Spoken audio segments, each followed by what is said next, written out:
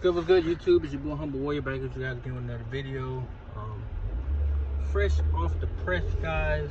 New York Knicks found a way to beat the Indiana Pacers last night, 121 to 117. Jalen Brunson had another 40-point night, 43 points. He had some questionable turnovers, but I can't name. I know number 0, he had 25, and Hart had I think like 23, but he had some big possessions down the stretch. However, with the Knicks, it's obvious the way they're being coached that it's not gonna last long in terms of how successful they can become, because they played a young, inexperienced Indiana squad that didn't know how to close out the game, especially game one. Indiana was actually up, by 5 points with like 3 minutes left, and of course New York made a run, got back up to what they was up, I think 5, and then Indiana made a run, and they got back up they tied the game, then they went up by 2, and then New York tied the game, then they went by 2, and then down the stretch, Bronson made critical free throws to put the game on ice. But my whole initial point to that was their coaching is atrocious. If you guys remember when I was talking about Frank Vogel and Phoenix, and being a coach, and I don't have experience in coaching, but I watched enough games to understand, and I played the game to understand their rotations are critical. You cannot overly use players. Like, the fact that Jalen Brunson averages 45 minutes a game is ridiculous. No player should be subject to that. Why? Because over time, your body will break down. You can't physically hold up like that. Now, thankfully for him, he's not as athletic, he's not as fast, he's just very shifty. He reminds me of we're gonna say Mike Conley. I'll give him that fair comparison, because any other athletic point guard he don't even match up. Derrick Rose, Ja Morant, Russell Westbrook, Chris Paul in his heyday, Steph Curry, none of them guys he matches up to. He just don't. But it's the fact that Tom Thibodeau is literally riding this dude 44, 45, 46 minutes a game in the playoffs. Now, I understand that, you want to close out games, got it, but that's what you got a bench for. You have a bench to provide some type of stability for your starters, to where they're not, all your starters, damn near all 5 of them was close to 40 minutes. Only 2 of them did not eclipse 40. Hart, number 0, I can't say his name, and Brunson all had 40 plus minutes in that game. That's crazy. You really think you're gonna beat Boston that way? Assuming you do get by Indiana, some kind of way in this series, you're not beating Boston, because Boston can score from a variety of ways. So you have to be able to counter that with how you play defense and how you're productive on the offensive end of the court. If you're doing that by means of what we're gonna do, ISO basketball, we're not gonna move the ball very much, and we're gonna rely on Brunson to blunt his way into the hole to get foul calls and to go to the free throw line and knock down critical shots. You're not gonna win very many games that way. Indiana basically shot themselves in the foot with costly turnovers, because toward the end they had ratcheted up the defensive intensity to where New York was trying to dribble up the court with 3 people already on the ball. They had literally 2 men doubling Bronson every time he touched the ball to bring the ball to the court. So that shows you the strategy right away as the game was closing. We're going to force somebody else to beat us other than Jalen Brunson. We don't care if it's Josh Hart. We don't care if it's number 0. I can't say his name. Somebody please tell me how to say his name or what his name is. But we're going to let somebody else beat us other than Brunson. And yet, time and time again, New York force-fed Brunson the ball because they want him to be the superstar. He's not a superstar. He is a star. He is more beneficial when he's off the ball. If he has to create his own shot, the other guys are going to suffer. You know why? Because he don't really read the field that well.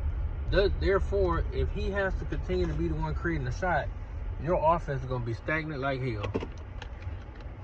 And what happened last night on many, many possessions, they were stagnant. When Jalen Brunson can't create his own thing, he's not gonna create for others. That's not what his skill set is. So it was more like they were they played harder basketball than what they had to.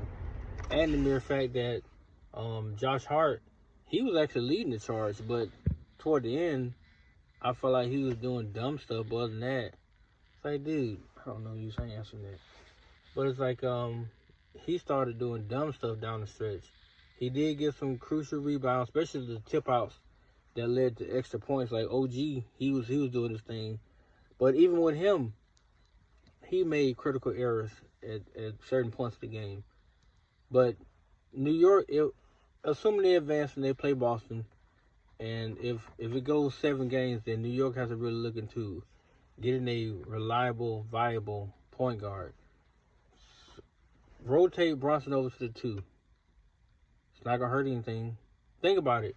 Bronson at 2, whoever's your point, and you got Josh Hart, who can sub out with Bronson. So they both can keep each other fresh in a game. But there's no point in doing this to yourselves, New York, because Tom Thibodeau clearly is going to ride, he's going to ride the wheels off this thing. He's literally, he wrote the wheels off. At this point, he's on spokes. I feel bad for those guys because you're not gonna win very many games like this. You're just not. You're gonna be lucky if you get by Indiana, because you beat Philly in 6. You should beat them in 4. You're gonna grind the wheels out with Indiana, and then if you make it to Boston, how much more juice do you think you have left in that orange? By the time you get to the Eastern Conference Finals, how much juice do you think you're gonna have left? And how much more of this do you think Jalen Brunson can actually deliver on? Because think about it. If you make the Eastern Conference Finals, the expectation next season, assuming you lose to Boston, it's going to ratchet all the way the hell up. New York is going to be through the damn roof. They're going to say, you know what, we was a series away from the finals. And God forbid if it go, I mean, God willing, it will go 6, maybe 7 games. Because if it goes 6 games, and let's say New York delivering to go 7 to Boston, and New York folds in the final seconds or whatever, the Knicks fan base is going to go crazy because they're going to say we were literally a play or 2 away from making the NBA Finals. The bigger picture will elude them. The way you're playing both sides of the ball, it's not going to last. You have to get adjustments. You have to do rotational substitutions. There's a reason why you have a bench. Playing 8 people ain't going to get it. Because 2 people still going to suffer. Who was it? Jalen Brunson and Josh Hart. They rarely got subbed out last night. They rarely did. And as soon as they took a breather, maybe 2-3 minutes of a break, right back in the game. Especially when the game seemed like it was teetering toward a blowout, right back in the game. You got to find a niche. There's got to be somebody else to fill that void to help that offense stay productive while he's off the floor. And when he's on the floor, get somebody else outside of him to handle the basketball, because it's not his strong suit. It never has been. He was in Dallas, it wasn't his strong suit. He was much more effective off the basketball, where he did not have to sit there and create for other people. And truth be told, Dallas is a smaller basketball market. He went to the mecca of basketball. And they put everything behind him. Unfortunately for him, this will has to ride its grind. This will has to ride all of this stuff off. Everything has to come off. In order for them to say, well, you know what, we probably should have gotten somebody else that would help lighten the load. Yeah. Because if you can rely on Jalen Brunson, how far are you really going to get? Granted, the guys around him are good, but they're not great. They're not reliable that much in the clutch. Outside of Josh Hart, who else can he rely on? Hartenstein? No. Robinson? No. And the bench ain't much better, so it's like, bro, like, what are y'all trying to prove here? But I appreciate them getting that dub last night, so The question becomes, they go up 2-0, they go back to Indiana. Can you get one game and then come back to New York and close it out? Because you're going to need all the rest you can get if and when Boston annihilates Cleveland. I'm hoping that series will go 6, but it probably won't go to 5. Unless Cleveland can figure out a way to slow down that two-headed monster that they got, because, you know, Porzingis is hurt right now. So they can slow down Jason Tatum and Jaylen Brown. It may be a series. If not, it won't go past 5. But that's it, guys. Let me know your take on last night's game. What did you like? What did you think they could have did better in terms of their defense strategy? Or even, really, the defense was great. The offense side of the ball movement was dead. If New York moves the damn ball, you get better options at shots. Instead, they play ISO 10 to 12 second dribbling basketball. Either Brunson or Josh Hart will take all the time off the shot clock, and at the very last second, they're trying to get bailed out with a foul call. Come on, bro. You do the same moves. The pump fake, the pivoting the feet, they're trying to get separation to throw up a fade shot. Come on. At least with Josh Hart, he'll get right to the rim. And he missing point-blank layups. Nobody's on that side. He blow the layup. Bro. Backboard. If nobody's with you, backboard. If they're with you, okay, you might have to do a little finessing to get the ball to go up a certain way. But if nobody's with you, backboard layup. All day long. There's no point in you shanking that. No point. But anyway, let me get out of here, guys. I got stuff I got to do. Let me know what you guys think. And I'll see you in the next video. Peace.